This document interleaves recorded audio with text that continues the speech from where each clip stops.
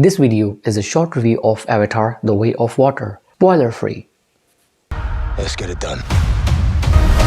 The duration of the film is like 3 hours and 12 minutes. For some people it's too long, and some people are so stupid they're calling the film is boring and all. No.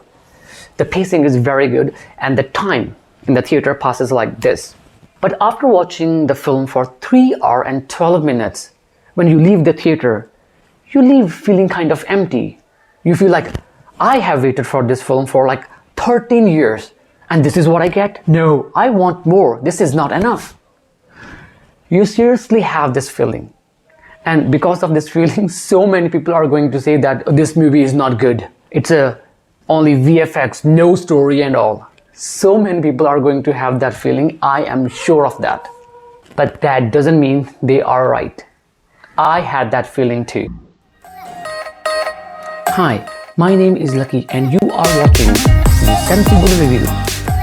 Avatar: The Way of Water, James Cameron's much-awaited epic science fiction and the sequel to the 2009 film Avatar, is finally in theaters after 13 years of a long gap. In the sequel, we see again Zoe Saldana as Neytiri and Sam Worthington as Jake Sully. This time, Jake Sully as full Pandora Navi. That means no pods, no sinking, which was already clear and expected after watching the first part of the Avatar. And this time they are back with some more members in the family, as well as some other old and new characters. Talking about the old one, actually one in particular, Stephen Lang is also back as Colonel Quadridge. But he died in the first part, so how's that possible? Technically, he's not actually back, but he is back. Does that make sense? There is an explanation regarding his return, which according to me is ridiculously stupid and annoying. I'll talk about that in the in-depth review of Avatar: The Way of Water soon, along with other details. But now the question is Avatar: The Way of Water is better than its previous chapter? Well, I must say the answer is not that easy because there's so much that needs to be considered. And it also depends the way you watch the film. In terms of visual elements like CGI, VFX, action, direction, motion capture and all, there is no match to this film. It's on another level. James Cameron has set the bar too high. But at the same time, if we look at the first part, we don't see any problem with that part in any of those departments. Unfortunately, I didn't see the first part in 3D and this one I saw in 3D, so it's hard to compare. By the way, this is the best 3D film I have ever seen. But we also know that this 2D, 3D, graphics, motion capture and all makes no sense unless there is a strong script behind it. Because a film is all about telling a story. Here it is important to keep in mind that it is not sensible to compare the story of both the films, as with The Way of Water, the story is moving forward and there are many moments in the film which are absolutely magical.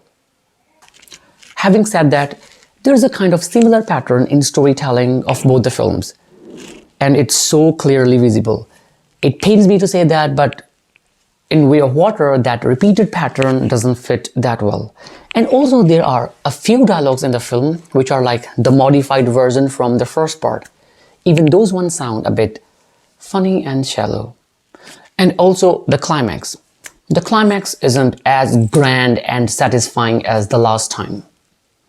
I know I said not to compare, but I think it's hard to do so. I think I can't help myself. Actually, I started the comparison with the question: is Avatar: The Way of Water better than the first part? Back to that question. If we don't look at the storyline and we look at the visual element like CGI, VFX, motion capture and all, then maybe yes. But if you can't leave the story out, then maybe not.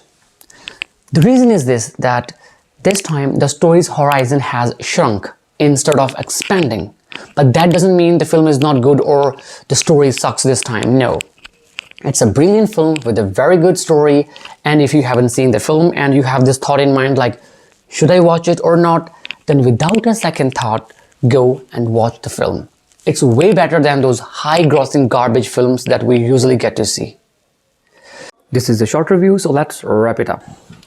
In short, Avatar: The Way of Water takes us back into that immersive world of Pandora. This time, we journey into the sea. Witness the bond of friendship along with Pandora people's love for nature and humans' love for destruction. Visually appealing, a masterclass in filmmaking, James Cameron's Avatar: The Way of Water brings magic on the screen with its old and new characters.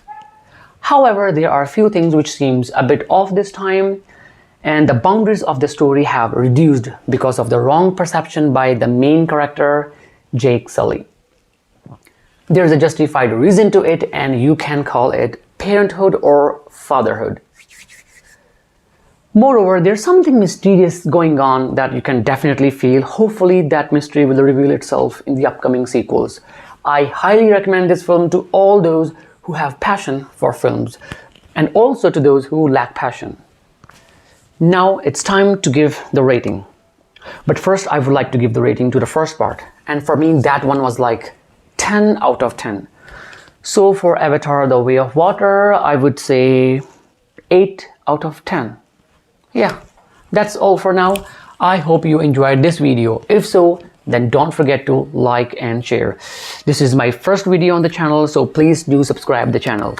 See you soon with another video and also the in-depth review of Avatar: The Way of Water. Until then, goodbye, stay safe, stay healthy, and love the nature like Pandora people do. Oh my god, finally! I watched the film on 16th of December, like the first day, first show. And for the last 4 days, I'm just trying to make this video. It's so hard.